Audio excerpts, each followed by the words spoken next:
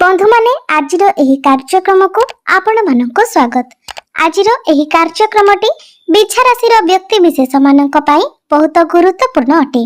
कारण आजिर एही वीडियो रे आमे माने जानिबा जे बिछा राशि व्यक्ति विशेष मानक पई एप्रिल 2025 किपरि रहिबो। आजिर एही वीडियो रे आमे माने बिछा राशि मासिक राशिफल उपरे आलोचना करिबा। बिछा राशि व्यक्ति विशेष मानकर स्वास्थ्य, शिक्षा, प्रेम जीवन, वैवाहिक जीवन, भाग्य, क्यारियर एवं व्यापार वाणिज्यर स्थिति किपरि रहिबो एही एप्रिल 2025 रे से विषय रे आमे माने विस्तार भाबरे आलोचना करिबा। नवग्रहंकर स्थिति मध्य देखिबा। नवग्रह केउ प्रकारर फल प्रदान करिबारे सक्षम हेबे। एहा सहित अशुभत्व प्रदान करुथिबा ग्रह मानक पई किछि विशेष प्रतिकार मध्य जानिबा। तो सेति पई आपण माने वीडियोटी को स्किप न करी शेष पर्यंत निश्चय देखंतु एवं आपणकर जदि बिछा राशि होई थाए तो वीडियोटी को लाइक करी चैनल टी को सब्सक्राइब करि दियंतु।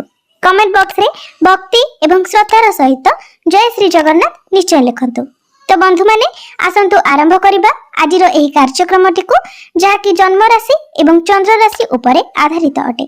तो राशि चक्रर 12 गोटी राशि मध्यरु अष्टम राशि हेउची बिछा राशि एवं बिछा राशि राशिधिपति हेउचंती मंगल।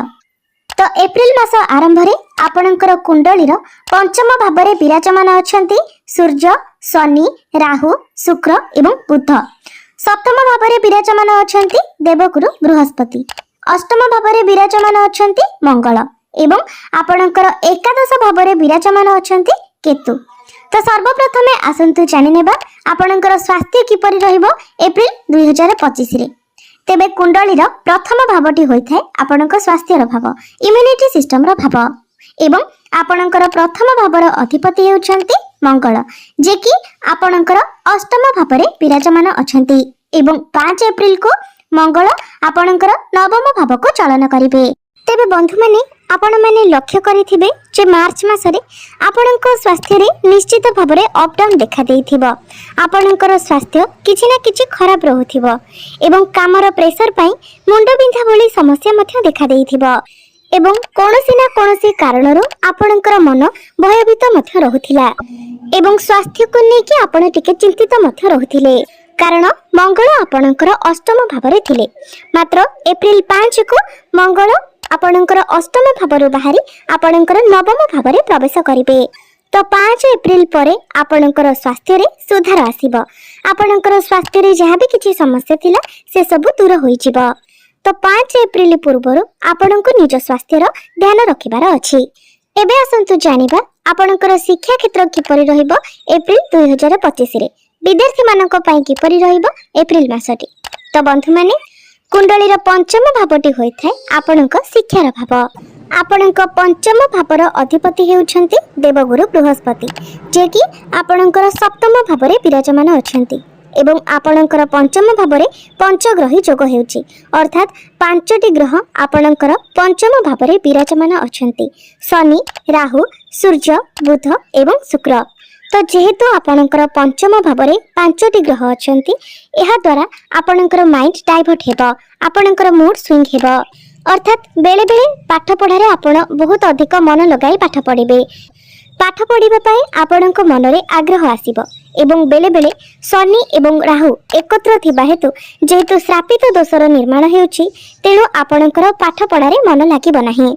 तो बंधु माने सूर्य एवं राहु जेहेतु एकत्र अछंती तो एहा फଳରେ ग्रहण दोषर निर्माण हेउची एवं शनि एवं राहु एकत्र थिबा हेतु श्रापित दोषर निर्माण हेउची जहा फଳରେ बेले बेले आपण पाठ पढ़ारे बहुत अधिक एनर्जेटिक रहिबे।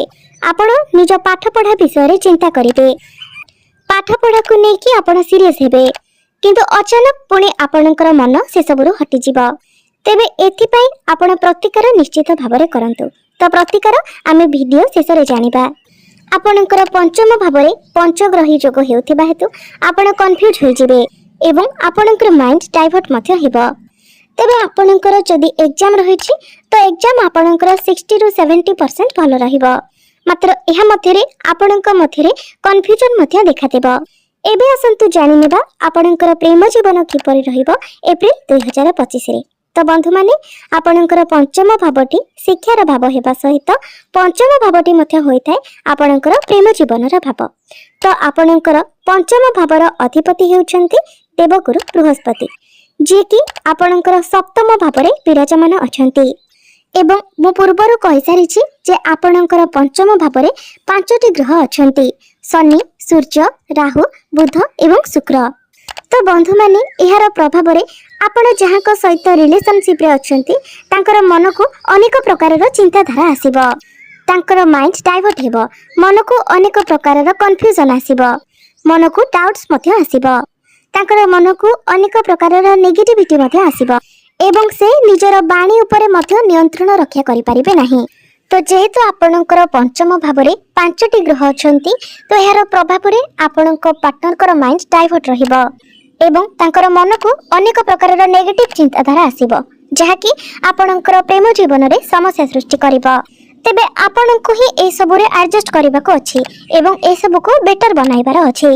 तो 18 मई पर्यंत आपणको ए सब रो ध्यान रखिबार अछि, कारण 18 मई को राहु सेठारो चली आसीबे, आपणकर पंचम भावरु चतुर्थ भाव को चलन करिबे, अन्य ग्रह माने मध्य चली आसीबे, जहा फल रे आपणकर प्रेम जीवन रे पुणी थरे सुधार आसीबो।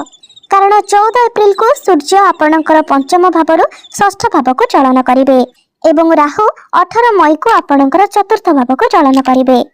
एबे आसंतु जानिबा आपणकर वैवाहिक जीवन किपरि रहिबो एप्रिल 2025 रे। तो कुंडलीर सप्तम भावटी होइथाय आपणक वैवाहिक जीवनर भाव, आपणक जीवन साथीर भाव। आपणक सप्तम भावर अधिपति हेउछंती शुक्र, जे कि आपणकर पंचम भावरे अछंती। पंचम भावरे शुक्र उच्चस्थ अछंती एवं आपणकर सप्तम भावरे देवगुरु बृहस्पति विराजमान अछंती। तो वैवाहिक जीवन आपणकर एप्रिल मासरे भल रहिबो। आपण दुई जण मिसी केवाडे बुलाबुली करबाको जाई पारंती, लॉन्ग ट्रैवल ले जाई पारंती एवं आपण दुई जण मिसी कोनोसी जिनिस को नै प्लानिंग करि पारंती। आपण किछि बेटरमेंट विषय रे चिंता करि पारंती। आपणकर फाइनेंशियल इंप्रूवमेंट हेबो। आपणकर जीवन साथी मध्य निजर करियर रे किछि चेंजेस आनि पारंती।